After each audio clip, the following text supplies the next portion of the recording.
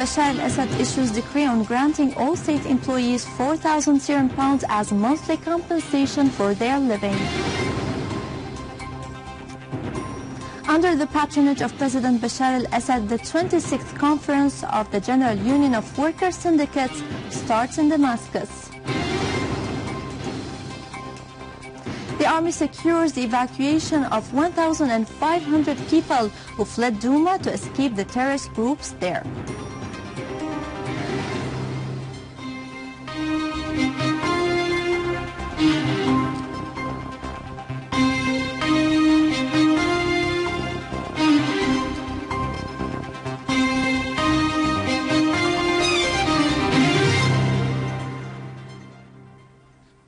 Good afternoon. President Bashar al-Assad issued today Legislative Decree number 7 for the year 2015, stipulating for granting 4,000 Syrian pounds as a monthly compensation for living to all government employees, civilians, military retirees, and annual contractors. The increase is exempted from any deductions as it will be added to the monthly salaries, pensions, or wages. The decree will be put into force starting from the beginning of next month. Under the patronage of President Bashar al-Assad and under the motto, Syria deserves all effort and work, so we will not save any effort for its sake, just as our heroes didn't save their blood or souls for it. The activities of the 26th Conference of the General Union of Workers' Syndicates started today at Al-Fayha Hall in Damascus, addressing a heavy attendance of workers from different Syrian governorates. Head of the Workers' Union, Mohammed Shaban Azzouz, asserted the importance of the role of the Syrian workers in maintaining and reconstructing the damage caused by the terrorists to the production facilities in the country. Azzouz emphasized the need to improve production and to deal with the impact of war on Syria, as well as to overcome the siege and the current challenges. Head of the Workers' Union emphasized the determination of the workers to boost the work in different sectors in order to push forward the wheel of production and to support the Syrian Arab Army in its fight against terrorism. For his part, head of the International Union of Arab Workers' Syndicates asserted that the Syrian people with the Syrian workers are the ones who make Syria's history.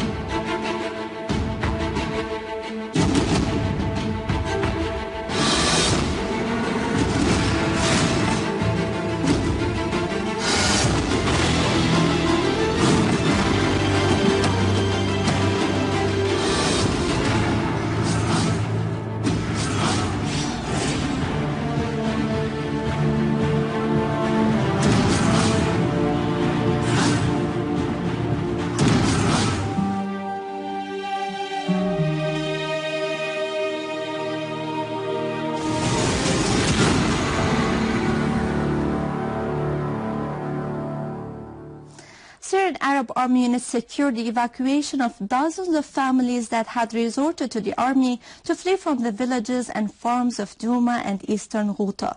The families escaped from the crimes committed by the terrorist groups that used to take people as human shields, kill them or rob their properties.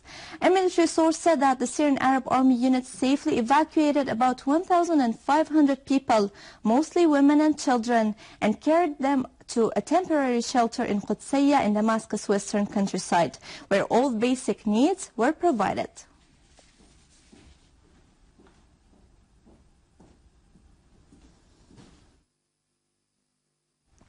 Speaker of the People's Assembly Mohammed Jihad al-Laham called for maximizing efforts to go ahead with the course of national reconciliation to more effectively face the Takfiri mentality and terrorism that has been ravaging the country for almost 4 years now.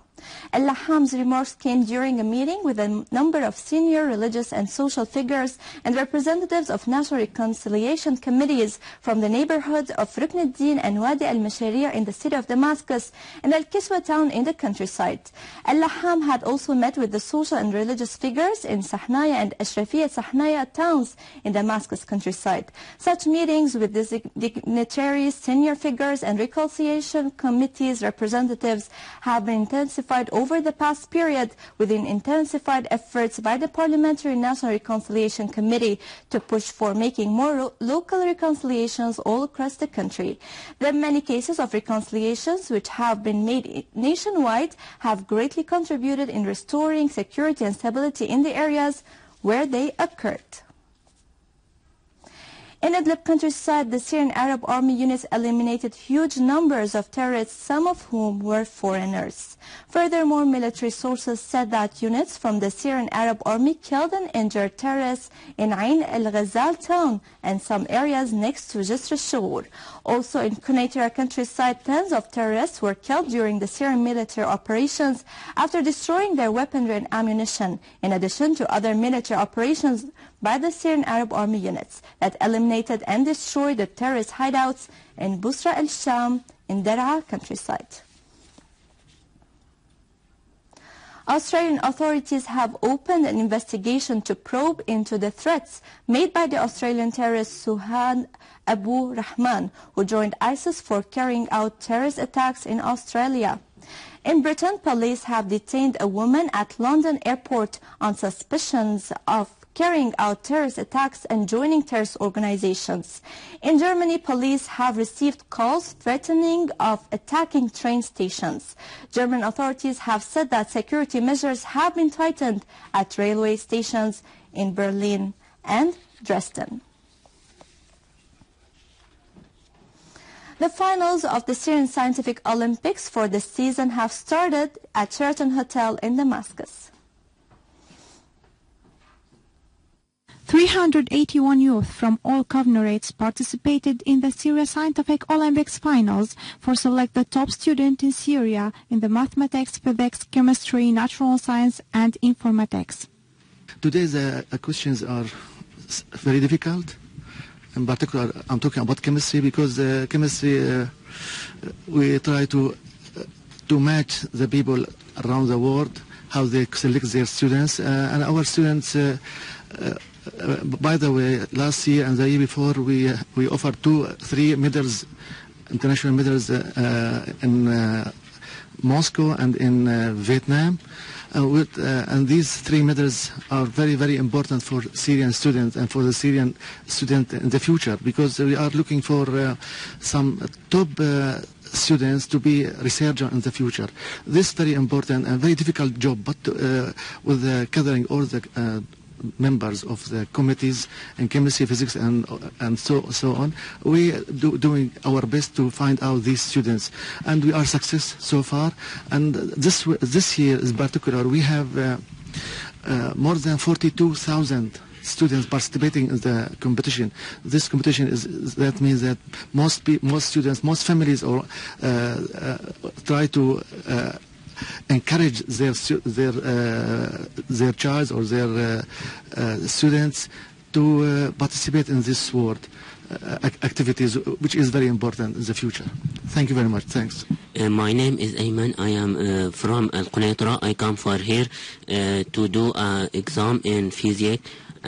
We are thank the National Commission for the Syrian Science Olympiad. The Syrian Olympics Authority director showed that the test included unified scientific questions, but by the central scientific committees, are they keen on raising the question scientific level, noting that the tests are being run normally, as the Syrian Scientific Olympics achieved 11 successes last year, including medals and appreciation certificates in the continental and international Olympics.